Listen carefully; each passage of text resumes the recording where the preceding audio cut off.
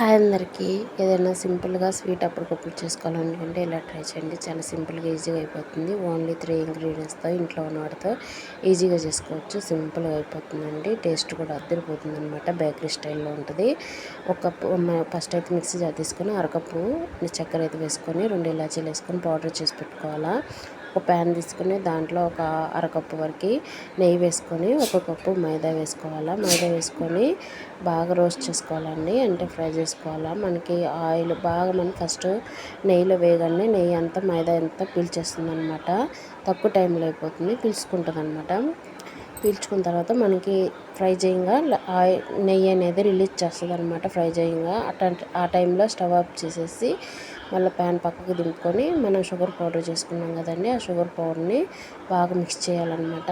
మీకు అది మిక్స్ అవ్వకపోతే మళ్ళీ స్టవ్ మీద పెట్టేసుకొని లో ఫ్లేమ్లో 1 నిమిషం పాటు కొంచెం మనకి చక్కెర మెల్ట్ అవుతుంది అని అనిపిస్తున్నప్పుడు దించేసుకోవాలా.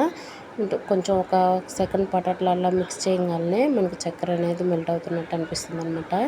ఇంకా స్టవ్ ఆఫ్ చేసేసుకొని మనం ఏదన్నా నెయ్యి పూసుకున్న ట్రే కానీ ప్లేట్ కానీ దాంట్లోకి మళ్ళీ ఆ పౌడర్ అనేది షిఫ్ట్ చేసేసుకొని మనకు నచ్చిన షేప్లో అయితే కట్ చేసుకోవటమేనండి. నేనైతే స్క్వేర్ షేప్లో కట్ చేసుకుంటున్నాను. చాలా బాగా వచ్చాయి. ఒక అరగంట దాకా అంటే దాంట్లోకి షిఫ్ట్ చేసుకున్న తర్వాత ఒక హాఫ్ అన్ అవర్ గ్యాప్ ఇస్తే మనకి టైట్గా స్టిఫ్గా అయిపోతుంది అనమాట స్వీట్ అనేది. చాలా బాగా వస్తుంది. తర్వాత మీకు నచ్చిన డ్రై ఫ్రూట్స్ కాజు కానీ బాదం కానీ పిస్తా కానీ ఏవైనా చల్లేసుకొని తీసుకోవటమే. చాలా బాగా వచ్చింది స్వీట్ అయితే. ట్రై చేయండి. ట్రై చేసి కామెంట్ సెక్షన్లో కామెంట్ చేయండి. మరిన్ని వీడియోస్ కోసం అయితే మన ఛానల్ అయితే సబ్స్క్రైబ్ చేసుకోండి. ఈ వీడియో నచ్చితే ఒక చిన్న లైక్ అయితే చేయండి. స్వీట్ అయితే చాలా బాగా వచ్చిందండి, సూపర్ ఉంది బేకరీ స్టైల్లో.